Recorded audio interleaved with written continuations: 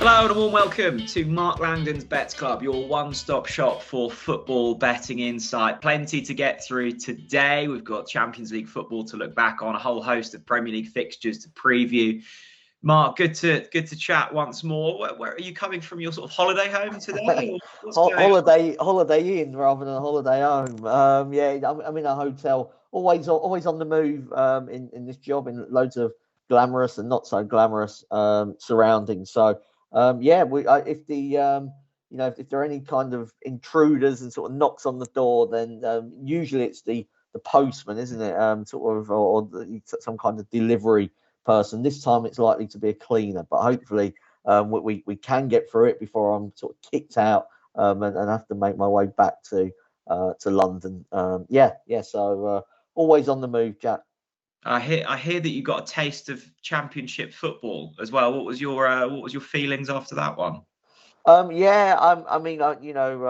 think Stoke against Leeds was a pretty average game. I think really disappointed with Leeds United, I have to say. Apart from the Bamford miss penalty, it didn't really create much in the game. So I'm on Ipswich for promotion out of the Championship, and it was a boost certainly on Wednesday. Well, even more disappointing almost to hear that you weren't impressed with Leeds, having just come off the back of being defeated by Leeds from 2-0 up. So thanks for putting me in a foul. Their bench is strong, isn't it? But they did not play well. No, absolutely. Let's discuss some of the Champions League action that's happened this week, Mark. I guess we should start with Newcastle's group, and in terms of a group being wide open, that's exactly it. They lost to Dortmund after their brilliant win against Paris Saint-Germain. PSG beat Milan. It's thrown the whole group wide open. Yeah, it has, and of course the injury to Isak as well. It's not going to kind of improve Eddie Howe's mood. I think it was always likely to be a group where teams would take points off each other. There are some sort of groups where like Leipzig and Man City's one where you just go, well, yeah, they're going to beat the other teams. That was always unlikely to happen in this group. I did expect Newcastle to make the most of home advantage against Borussia Dortmund. They obviously played so well a couple of weeks ago against Paris Saint-Germain, and it's like all of that hard work's been undone, because if they would have lost to PSG and beaten Borussia Dortmund, we've kind of been in the same position in terms of their points tally. And they probably wouldn't be as gutted, if that makes sense. But having done the hard work or the perceived harder work against PSG, then come up sort of short in that game, and another match in the Champions League. I say, and then another game as if like they've had 20, but a second and third game where they haven't scored a goal. So they kind of got all of those goals against PSG. Has thrown the group, wide open. The problem for Newcastle is that 2 of their 3 games now are away from home. So, they'll be hoping they can beat AC Milan at St James's Park. I think it'll be difficult in that return match against PSG. Could come down to this sort of return fixture against Borussia Dortmund. And not all hope is gone. I still think Newcastle are capable of getting a result in that game, but it's obviously more complicated than it was at the start of the week. If I had to put you on the spot, Mark, would you say that Newcastle will come through the group? You know what? I still think they can. Yeah.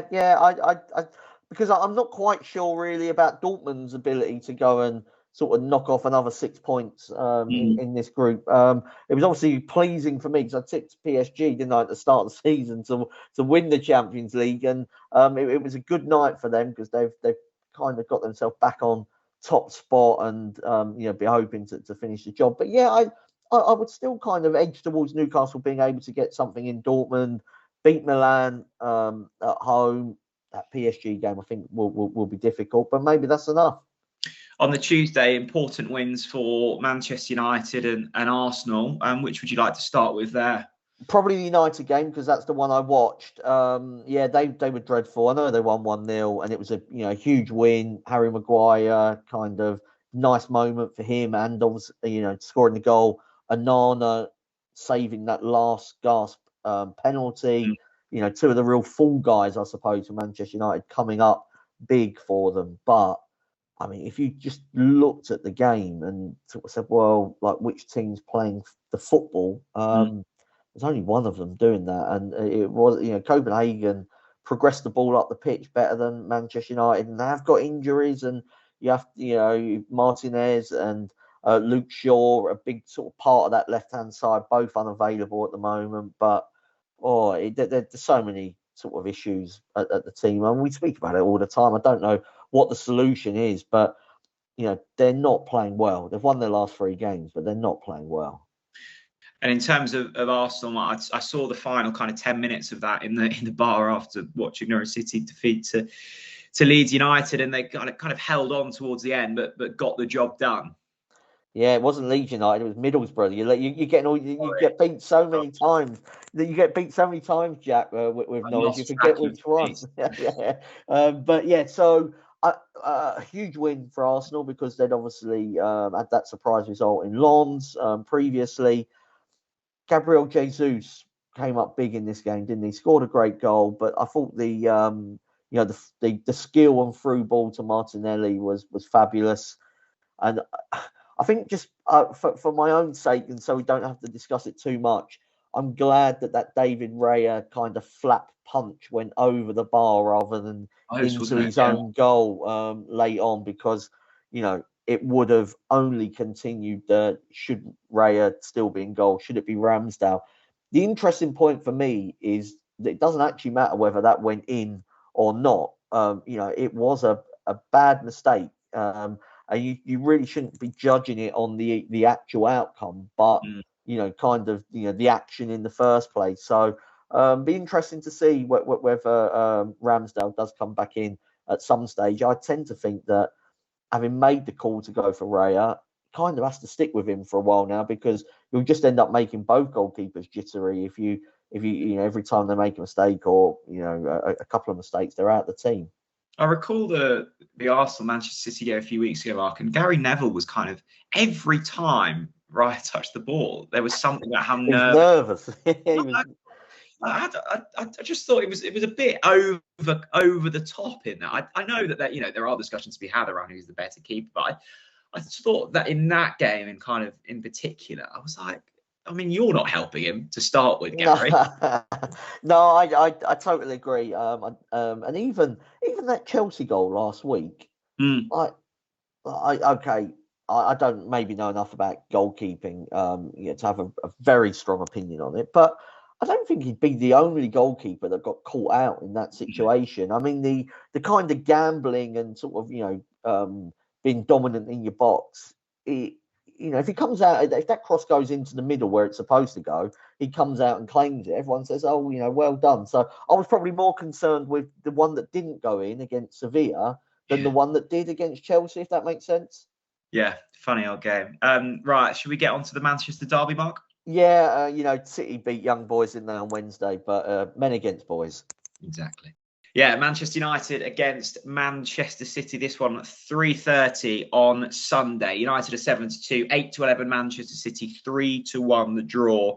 Worth noting a slightly unique kickoff time here for the Sunday with 3:30. So if you are placing your bets, make sure they're done before that time.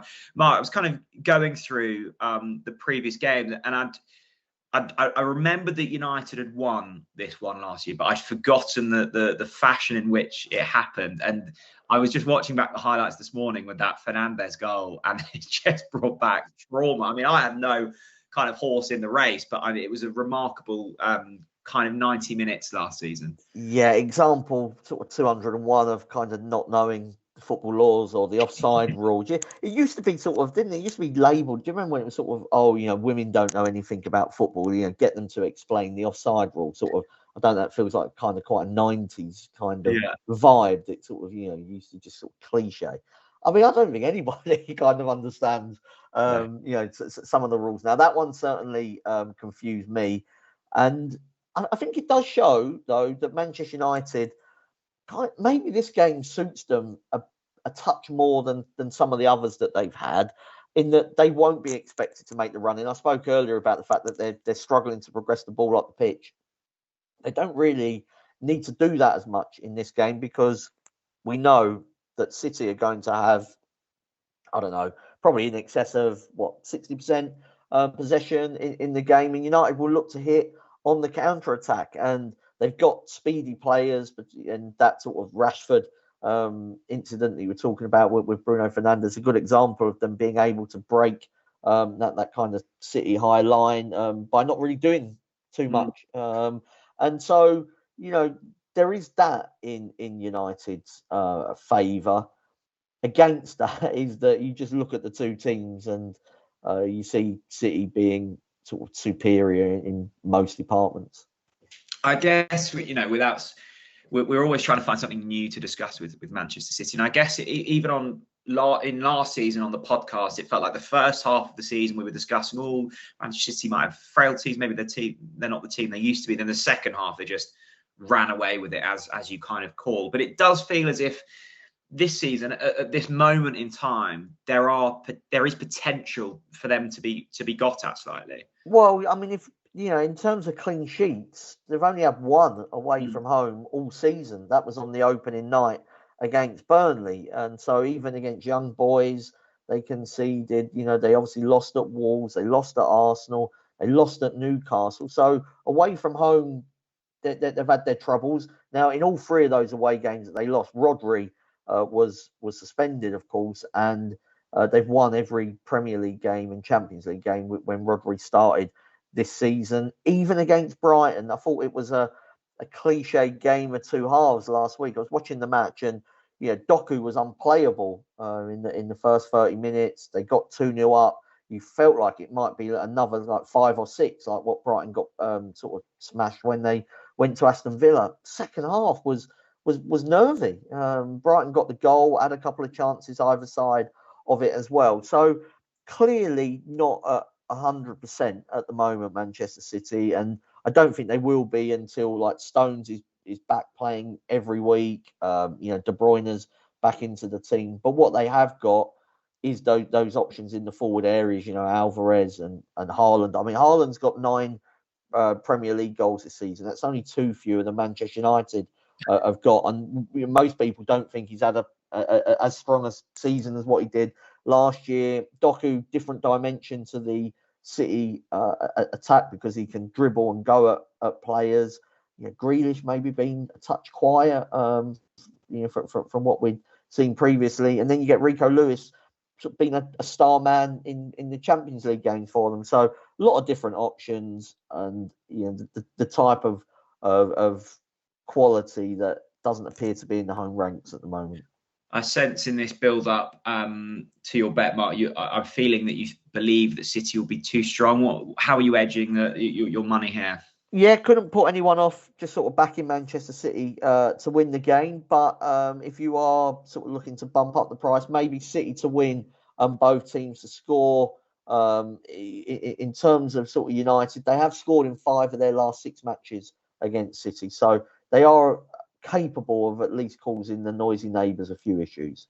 Okay, let's get through the rest of the Premier League fixtures, beginning with the league leaders.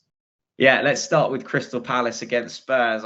As Mark kind of was jotting his notes on this run order, I did see that the link into this was Premier League leaders, Mark. Just going from strength to strength. Watched Monday Night Football, was just really impressed with just the seeming control in which you had on the game. I mean, even before you scored, it looked like it was a matter of if rather than when. I listened to Ange after the game. I'm not on first name terms with Ange, but everyone calls him Ange. And he was kind of almost disappointed with that second half performance, which shows the levels he thinks he can get out of this side. Maddison, just instrumental and a joy to watch. I mean, we got to see him doing that at championship level, but he's now doing it at the very top of the Premier League, and all seems to be going well, Mark. Yeah, I mean, Maddison actually said that he feels like he's played better for other teams at times and hasn't been picked up, and now he's gone to Tottenham. Sort of everyone wants to talk about how sort of good he's been. I mean, in terms of sort of plenty of stats, he's kind of stat leader or right up there in all of the kind of key metrics, really, in terms of creating chances and just making Tottenham tick. Obviously, the opportunity to go 5 points clear, and it still feels like another game where they're not playing one of the real big hitters in the league, and the fixtures will start to get tougher as kind of no, particularly like November and into December. They've got some hard matches coming up. I still think that the Champions League is the main aim, and it's not a foregone conclusion even where they are now that they will get Champions League because of how strong the Premier League is. But if you look at like points per game, they've only got to be at kind of a Europa League level now to get Champions League. So they've made a significantly sort of jump on some of their rivals. And I think that they can win this game as well. I'm going to go for Tottenham to win and under 3.5 goals.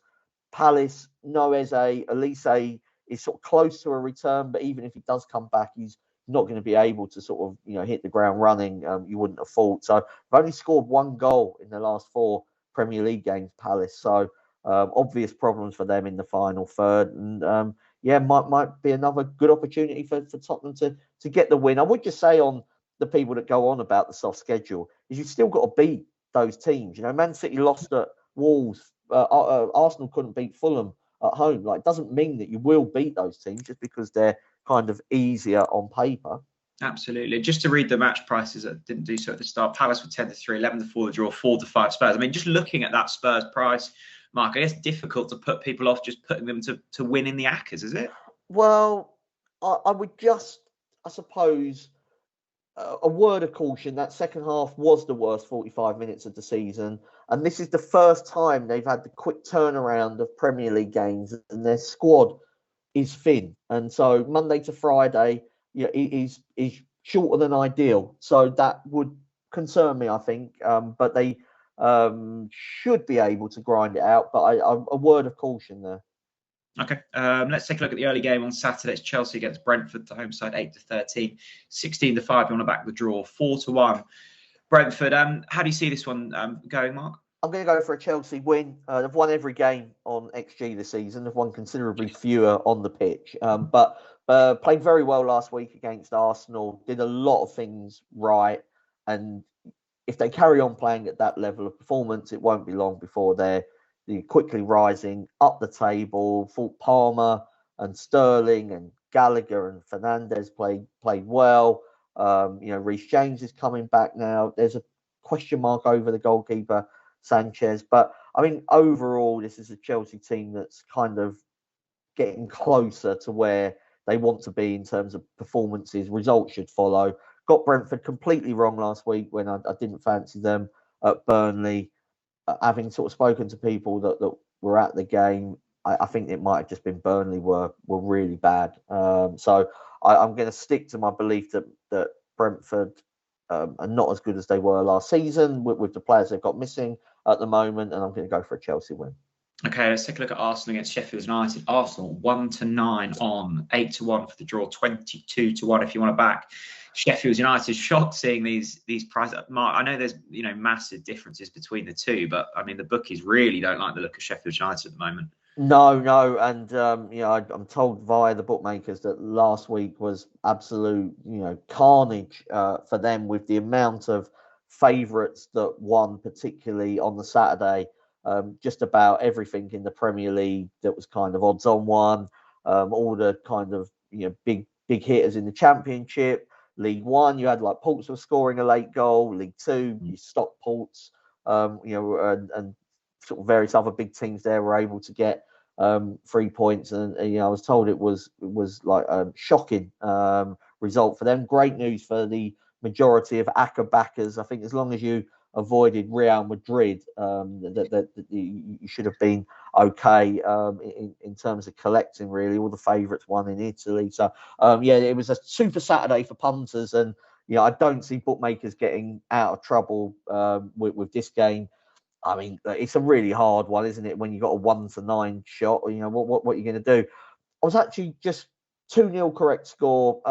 Sheffield United have conceded twice in 6 of their 9 Premier League games, and I think I've referenced it before. But the 8-0 against Newcastle, very much out of keeping with the majority of their matches, where they have been in the game, and they did concede 2 against United, City, and Spurs. So maybe Arsenal will just declare at 2, and sort of get their minds focused on the matches ahead. Okay, let's take a look at Bournemouth, Burnley. 2 teams that desperately need a win. I must say, Mark, I enjoyed the segment on Monday Night Football where Gary O'Neill was breaking down how he beat his former team. It was it's all very passive aggressive and just great fun. I was really impressed with Gary O'Neill, actually. Yeah.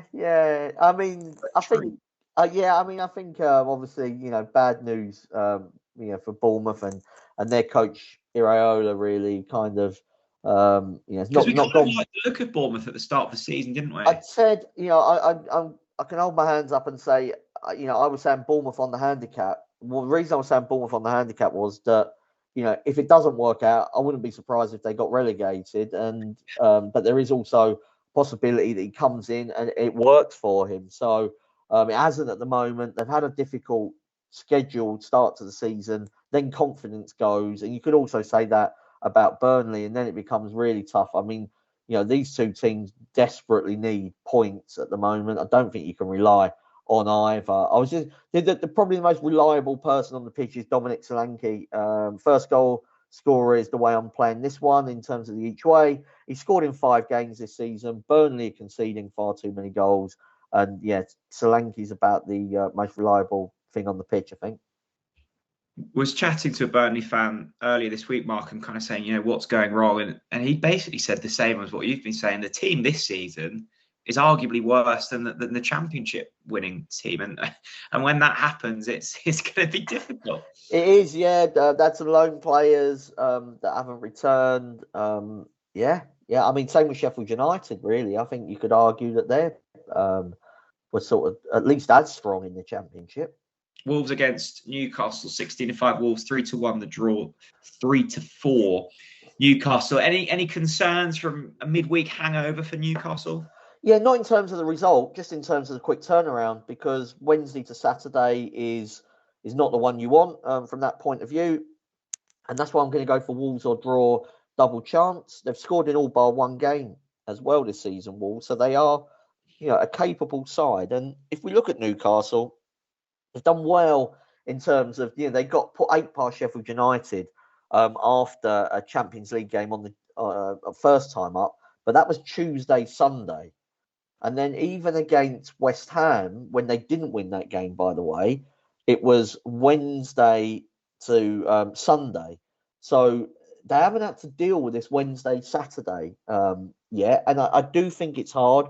Murphy and Isak picked up injuries in that defeat to Borussia Dortmund. And I think Wolves are going along reasonably nicely. I didn't expect them, to do anything sort of remarkable this season. I think it looked like it was going to be a relegation battle. They're better than that, quite clearly. They beat City at home.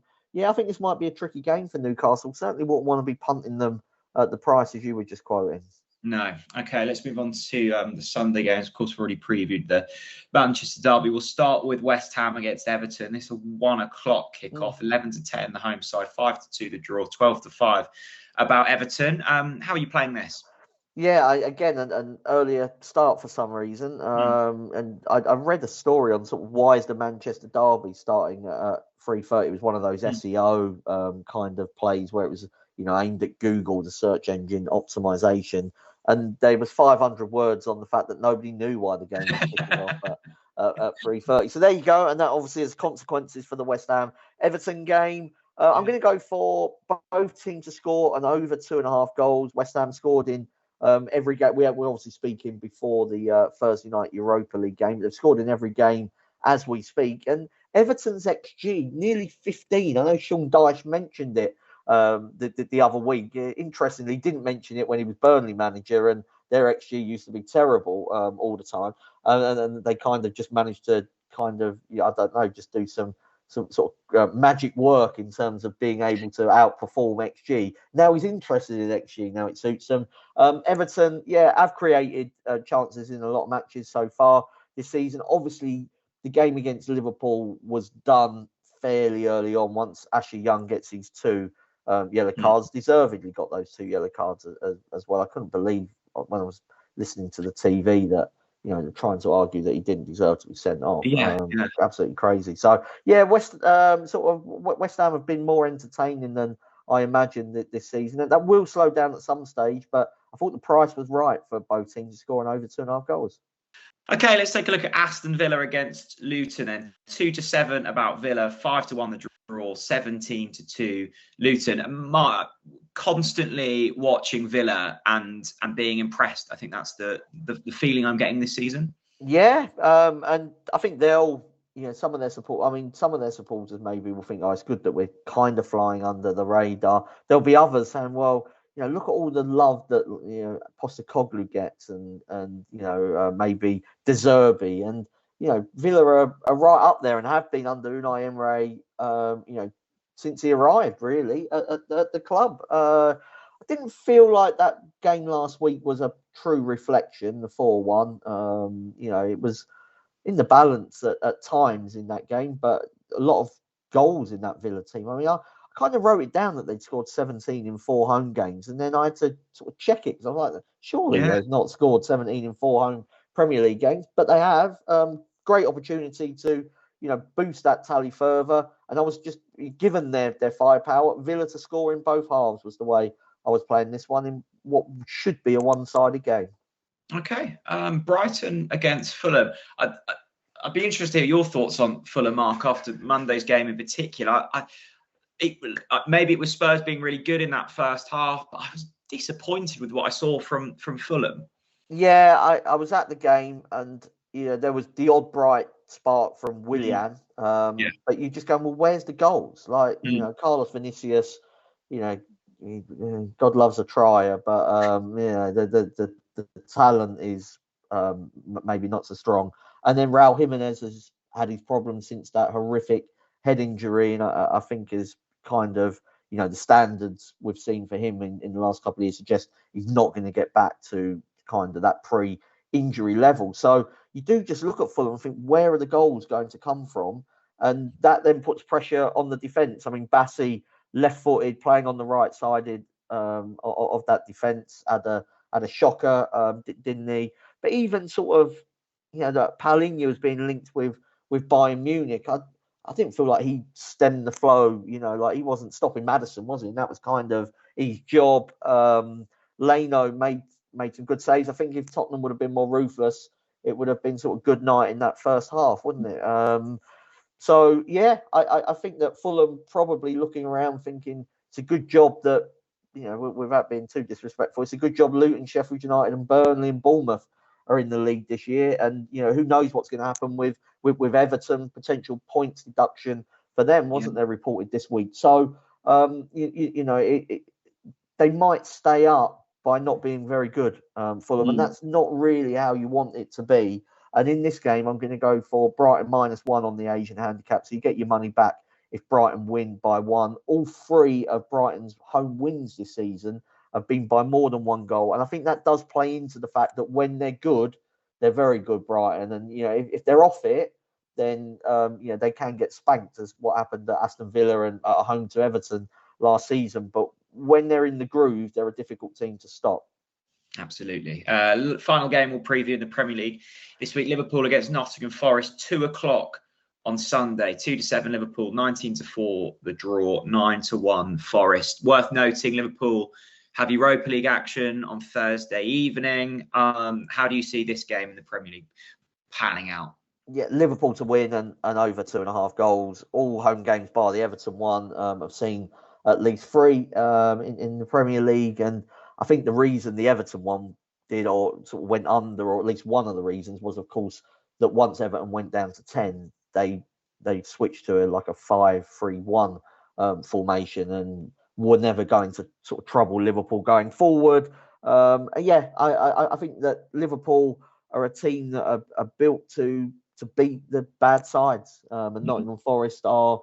I didn't even mention them, did there, in terms of the sort of relegation candidates when I was just running off a list. But yeah, they're not going to finish in the top half, are they, Forest? So bottom half team, Liverpool at home at Anfield, got a great record at Anfield as well. Just should be routine, I think. Okay, time to dip into the EFL with Aaron Ashley.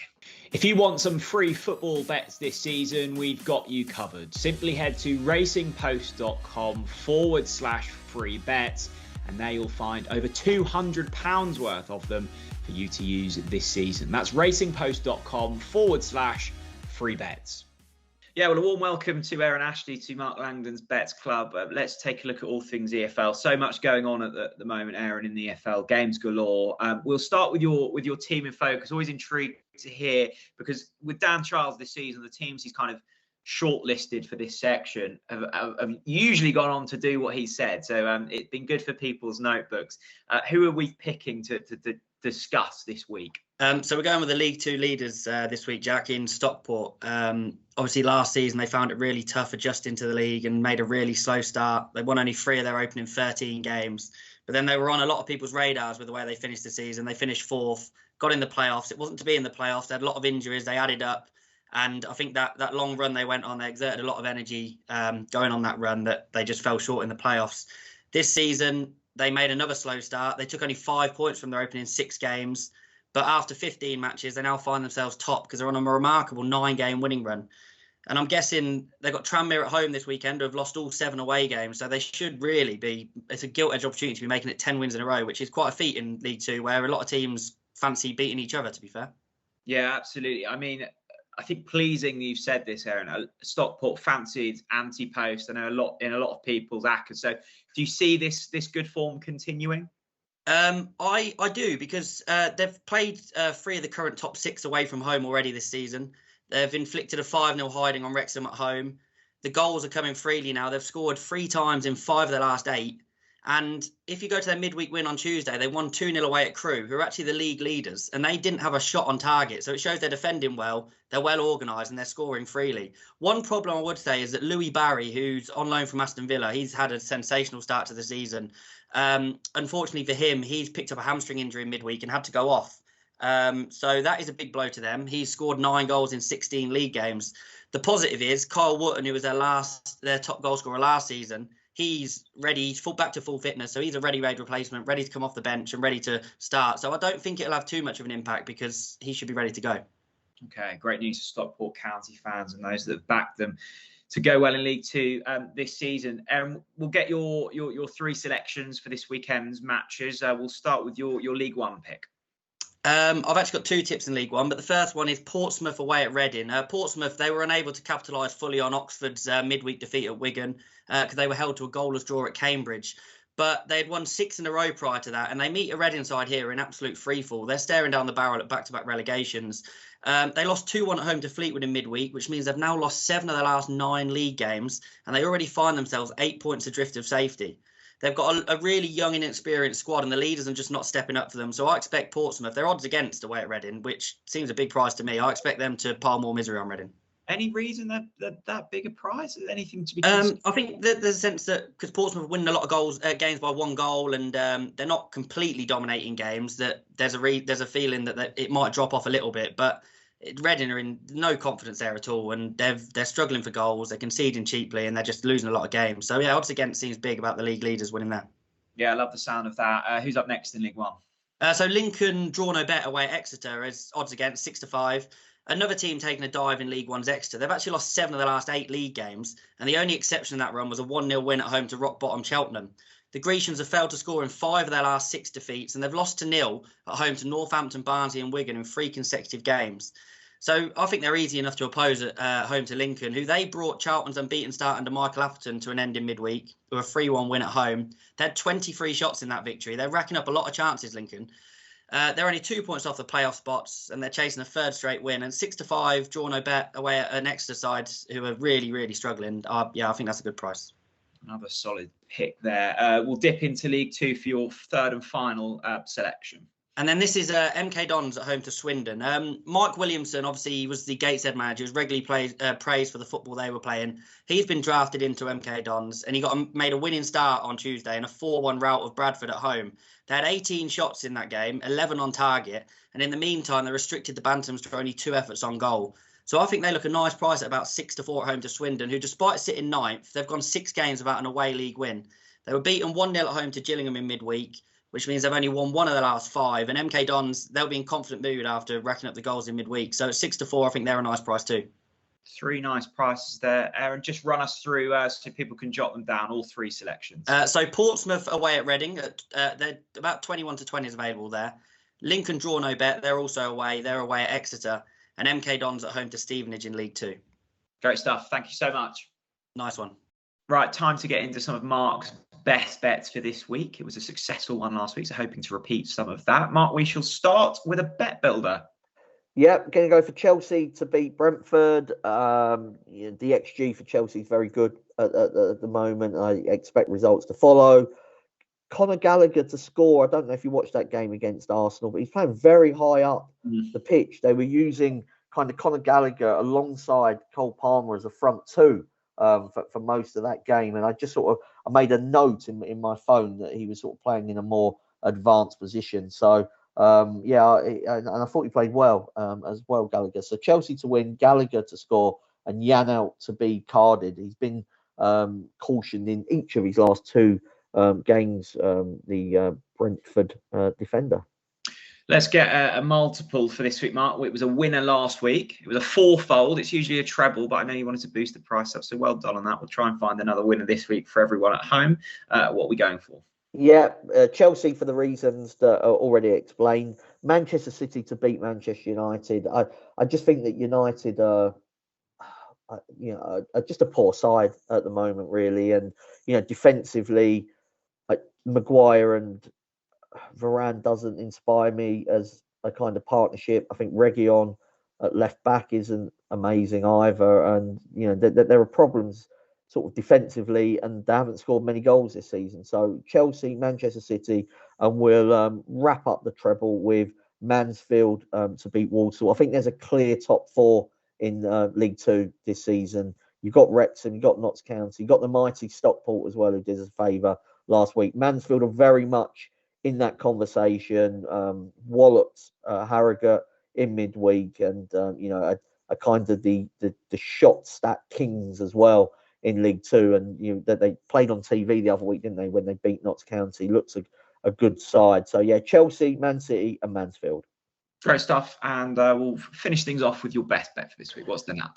Yeah, I mean, if Chelsea don't beat Brentford, then a lot of these bets are going to be going down as losers. But on a tricky coupon, wasn't much that stood out. But I did think that, Chelsea, I thought actually I had them down as a shorter price to beat Brentford. I just feel like, without wishing to repeat myself too much, that if they carry on playing the way they will, like some of those chances just go in. It's just the way that football works, and so. If they keep on doing the right things, the results will follow. Good stuff, Mark. Thanks. As always, you're in Stoke at the moment. You've got any other beautiful British resorts to visit the rest of this week? No, not unless you count the Essex Riviera, what I call home. So I'll be heading off home very shortly. Excellent stuff, Mark. Pleasure as always. If you follow Mark in with any of his tips, please remember to always gamble responsibly. Only ever gamble with money that you can afford to lose. We'll be back next week for another edition of Mark Langdon's Bets Club.